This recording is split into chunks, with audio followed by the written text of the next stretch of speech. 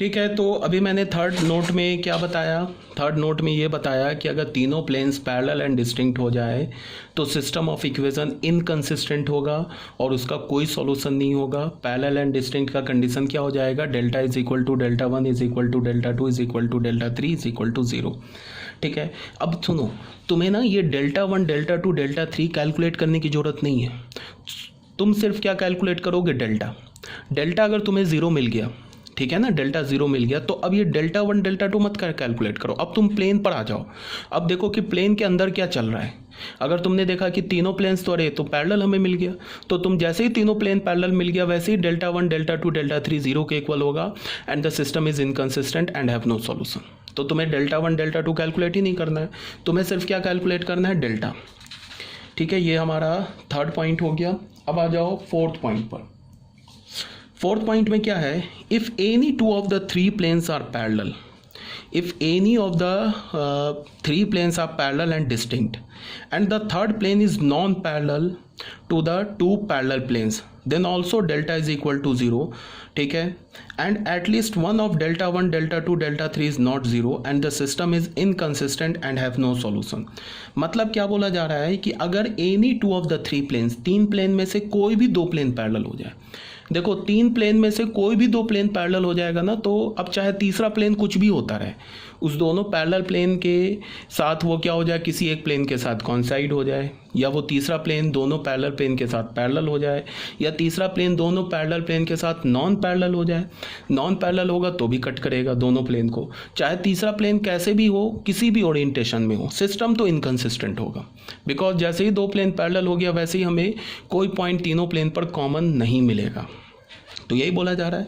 And the third plane is non parallel to the two parallel plane, जो तीसरा plane है वो non parallel हो जाए। मतलब ऐसे तुम देखो, मैं प्लेन को 2D में बना रहा हूँ, पहला प्लेन, दूसरा प्लेन पैरेलल एंड डिस्टिंक्ट, तीसरा प्लेन ऐसे कट कर दे, ये लाइन नहीं, ये प्लेन है, तो भी सिस्टम ऑफ इक्वेशन क्या हो जाएगा, इनकंसिस्टेंट होगा और नो सॉल्यूशन होगा। तो इस केस में क्या होगा, and at least one of then also delta 0 होगा। और इस पर्टिकुलर केस में क्या होगा कि delta 1 delta 2 delta 3 is not 0, कोई भी डेल्टा 1 डेल्टा 2 डेल्टा 3 क्या हो जाएगा, हमारा नॉट 0 हो जाएगा। ठीक है, जो मैंने ये वाला जो सेकेंड पॉइंट बताया ना तुम लोगों को, ये वाला जो क्रैमर्स रूल में तुम लोगों को क्या बताया मैंने, ये जो बताया ना, ये वाला केस हो जाएगा, ये केस हो जाएगा। अगर तुमको डेल्टा 0 मिल जाए और अगर तुम्हें दो प्लेन, तीन प्लेन में से कोई भी दो प्लेन पैरेलल मिल जाए और तीसरा प्लेन अगर नॉन पैरेलल मिला, तो फिर ये केस हो जाएगा, again system of equation is inconsistent and have no solution. तो ये सब तुम्हें डेल्टा 1 डेल्टा 2 डेल्टा 3 जब क्वेश्चन हम सॉल्व करेंगे ना, तो ये सब तुम्हें चेक करने की जरूरत ही नहीं है। सिर्फ तुम्हें क्या चेक करना है कि प्लेन के साथ क्या चल रहा है। समझ रहे हो बात को, ये सब कभी जरूरत नहीं पड़ेगी डेल्टा 1 डेल्टा 2 और डेल्टा 3 कैलकुलेट करने की।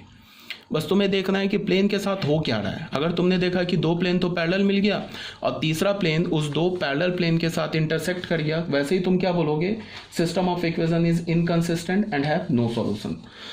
ठीक है, तो यही बोला जा रहा है कि any two of the three plane is parallel and distinct and the third plane is non parallel to the two parallel plane, then also delta 0। और इस केस में क्या होगा कि इस तीन में से कोई एक नॉन 0 हो जाएगा। ठीक है, देख लो, ये को ऐसे केस दिया हुआ है। मान लो कि हमने पहला प्लेन और दूसरा प्लेन को यहाँ पे हमने क्या बोला, let P1 and P2 are parallel, first plane and second plane are parallel and distinct and P3 is not parallel, और P3 नॉट पैरेलल है, तो क्या होगा, A1 upon A2 is equal to B1 upon B2, C1 upon C2 but not equal to D1 upon D2। ये तो पहले दो plane के लिए, बिकॉज वो पैरेलल एंड डिस्टिंक्ट है। तो इस केस में डेल्टा 0 हो जाएगा। कैसे डेल्टा 0 होगा, A1 B1 C1 A2 B2 C2 proportional है, तो R1 एंड R2 क्या हो जाएगा, ये दोनों R1 एंड R2 क्या हो जाएगा, प्रोपोर्शनल हो जाएगा, फर्स्ट रो सेकंड रो, तो डेल्टा 0 हो जाएगा। As R1 and R3 are proportional, तो ये वाला केस हो जाएगा, पहला प्लेन दूसरा प्लेन ऐसे हो गया, ये प्लेन P1 हो गया, ये प्लेन P2 हो गया, और ये जो प्लेन है ना हमारा P3 हो गया। तो इस केस में क्या होगा, कट कर रहा है इसको एक स्ट्रेट लाइन पे, तो इस केस में क्या हो गया, system is inconsistent and have no solution. ठीक है, तो ये हमारा फोर्थ पॉइंट हो गया। अब आ जाओ फिफ्थ पॉइंट पे। फिफ्थ पॉइंट क्या बोल रहा है कि if two planes out of the three planes are coincident, अगर तीन प्लेन में से कोई भी दो प्लेन कोइंसाइड कर जाए and the third plane is parallel to the coincides plane, then also this ये ज़ीरो होगा। And the system of equation are inconsistent and having no solution. देखो दो प्लेन ऐसे क्या हो जाए, कॉन्साइड कर जाए, दो प्लेन कॉन्साइड कर जाए ऐसे, पहला प्लेन और दूसरा, कोई भी तीन में से दो प्लेन कॉन्साइड कर जाए, और तीसरा प्लेन जो होगा वो क्या होगा, जो पैरेलल हो जाए इन दोनों कॉन्साइड प्लेन के, तब भी सिस्टम ऑफ इक्वेशन क्या होगा, इनकंसिस्टेंट होगा। तुम ऐसा सोचो ना, दो प्लेन कॉन्साइड कर गया और तीसरा प्लेन इसके पैरेलल हो गया, तो तीनों में कॉमन सॉल्यूशन कहाँ से आएगा, आ ही नहीं सकता है। तो again system of equation is inconsistent, और ये सारे डेल्टा और डेल्टा आई जो होंगे ना, ये ज़ीरो हो जाएंगे, ठीक है, और सिस्टम इनकंसिस्टेंट होगा। तो इसके लिए हमने इसका प्रूफ कैसे किया, late P1 and P2 are coincident, हमने पहले दो प्लेन को कॉन्साइड करा दिया, and P3 is parallel to P1 and P2, तो पहला दो प्लेन कॉन्साइड करिए तो ये कंडीशन आ गया। अब डेल्टा तुम देख लो, डेल्टा में क्या होगा, A1 B1 C1 A2 B2 C2, ये प्रोपोर्शनल है, तो पहले दो रोज प्रोपोर्शनल हो गए, तो डेल्टा ज़ीरो हो जाएगा, ठीक है। उसके बाद आ जाओ डेल्टा वन में क्या है कि R1 and R2 are proportional, देख लो R1 R2, D1 B1 C1 D2 B2 C2, देख लो D1 B1 C1 D2, या देख लो D1 B1 C1 D2 B2 C2, ये इक्वल है ना, इसका मतलब क्या है, D1 B1 C1 D2 B2 C2 proportional है, तो फिर R1 R2 प्रोपोर्शनल हो जाएगा, तो डेल्टा वन भी ज़ीरो हो जाएगा।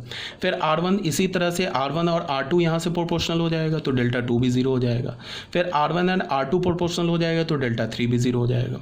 तो हमें क्या मिला कि delta is equal to delta one, ये सारे ज़ीरो हो गए, and the system of equation is inconsistent and have no solution.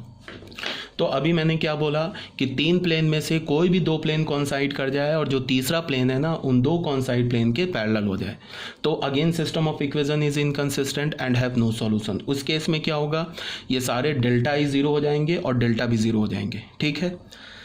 तो ये भी हो गया। अब आ जाओ 6 पॉइंट पर। तो अभी तक मैंने क्या तुम्हें दिखाया, मैंने एक जो 4th पॉइंट था, ये जो 3rd पॉइंट था, इस 3rd में मैंने क्या दिखाया कि सारे ज़ीरो के इक्वल हैं बट सिस्टम इनकंसिस्टेंट है, ठीक है। तीनों प्लेन्स आपस में पैरेलल एंड डिस्टिंक्ट है, तो delta delta one delta two delta three zero है और सिस्टम इनकंसिस्टेंट है, ठीक है। और ये मैंने 4th पॉइंट में क्या दिखाया तुम्हें, सॉरी 5th पॉइंट में क्या दिखाया, 5th पॉइंट पे मैंने दिखाया कि सारे डेल्टा और डेल्टा ई ज़ीरो है और सिस्टम क्या है हमारा, इनकंसिस्टेंट है, ठीक है।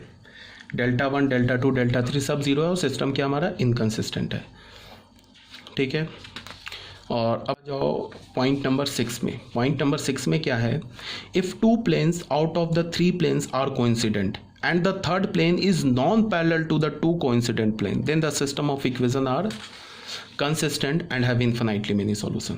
यहाँ क्या बोला गया कि तीन प्लेन में से कोई भी दो प्लेन ऐसे कॉन्साइड कर जाए, ठीक है, और तीसरा प्लेन क्या करे, इस दो कॉन्साइड प्लेन को ऐसे कट कर दे, मतलब जो तीसरा प्लेन है ना इन दो कॉन्साइड प्लेन के नॉन पैरेलल हो जाए, अगेन सिस्टम ऑफ इक्वेशन क्या हो जाएगा, कंसिस्टेंट हो जाएगा और इन्फिनाइटली मैनी सॉल्यूशन हो जाएगा। तुम ऐसे सोचो ना कि अगर दो प्लेन कॉन्साइड कर गया, तीन प्लेन में से कोई भी दो प्लेन कॉन्साइड कर गया, तीसरा प्लेन उसको कट कर दिया, तो फिर इन्फिनाइटली मैनी सॉल्यूशन हो जाएगा। और वो इन्फिनाइटली मैनी सॉल्यूशन हमें कहाँ मिलेगा, वो इन्फिनाइटली मैनी सॉल्यूशन हमें एक स्ट्रेट लाइन पे मिलेगा। तो एक स्ट्रेट लाइन पे मिलेगा तो फिर हम उसको लिखेंगे कैसे, सिंगल पैरामीटर में लिखेंगे।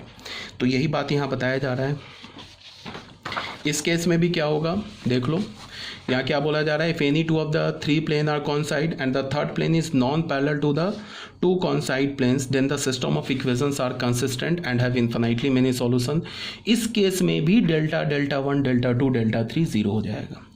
देखो P1 P2 को मैंने कॉन्साइड करा दिया, तीसरा प्लेन को मैंने P1 और P2 के नॉन पैरेलल करा दिया।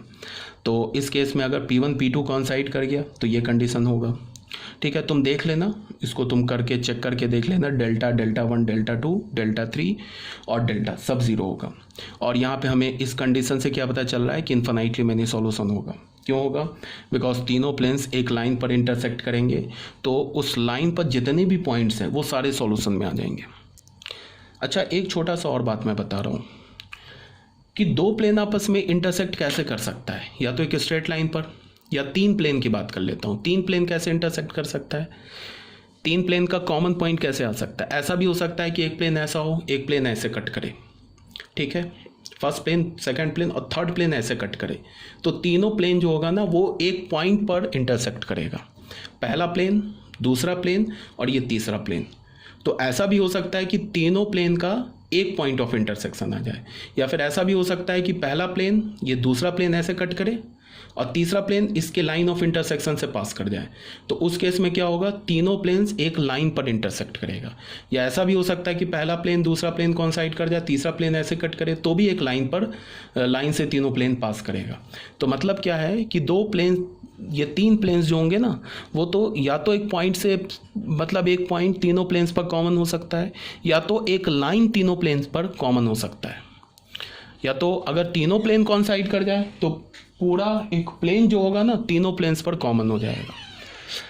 ठीक है, तो तीनों प्लेन्स पे जब एक पॉइंट कॉमन होगा तो वो हमारा कौन सा केस हो जाएगा, यूनिक सॉल्यूशन वाला केस हो जाएगा। जब delta is not equal to 0 बोला मैंने, तो वो यूनिक सॉल्यूशन वाला केस हो जाएगा। जब तीनों प्लेन, मतलब एक प्लेन ऐसे हो, दूसरा प्लेन ऐसे कट करे, तीसरा प्लेन ऐसे कट करे, तो तीनों प्लेन पर एक ही पॉइंट कॉमन आएगा और वो पॉइंट क्या हो जाएगा, तीनों प्लेन्स को सेटिस्फाई करेगा, यूनिक सॉल्यूशन हो जाएगा। और अगर ऐसा हो जाए कि दो प्लेन कोइंसाइड कर जाए, तीसरा प्लेन ऐसे कट कर दे, तो फिर क्या हो जाएगा, तीनों प्लेन्स एक लाइन पर, एक लाइन जो होगा वो तीनों प्लेन्स पर कोइंसाइड करेगा और फिर इन्फिनिटली मेनी सॉल्यूशन हो जाएगा। ठीक है, तो यहाँ क्या बोला गया, infinitely many solutions lies on the straight line and containing one parameter infinitely many solution, ये स्टार बना के मैंने बोला है। 7th पॉइंट में क्या है, if all the 3 planes are coincident, अगर तीनों प्लेन कोइंसाइड कर जाए तो क्या होगा, डेल्टा 1 डेल्टा 2 डेल्टा 3 0 हो जाएगा। And the system of equation is inconsistent and have infinitely many solution. अगर तीनों प्लेन कोइंसाइड कर जाए तो भी ये सारे डेल्टा 0 हो जाएंगे और सिस्टम ऑफ इक्वेशन क्या हो जाएगा, इनकंसिस्टेंट नहीं, कंसिस्टेंट हो जाएगा and have infinitely many solution. But यहाँ पे जो इन्फिनिटली मेनी सॉल्यूशन आएगा ना, ये इन्फिनिटली मेनी सॉल्यूशन कहाँ पे लाई कर रहा है, प्लेन पर लाई कर रहा है। और यहाँ पे जो इन्फिनिटली मेनी सॉल्यूशन आया ना हमारे पास, ये इन्फिनिटली मेनी सॉल्यूशन कहाँ लाई कर रहा है, एक लाइन पर। तो दोनों में डिफरेंस है। इस इन्फिनिटली मेनी सॉल्यूशन को लिखने के लिए हम सिंगल पैरामीटर यूज़ करेंगे और यहाँ पे इन्फिनिटली मेनी सॉल्यूशन को लिखने के लिए हम 2 पैरामीटर यूज़ करेंगे।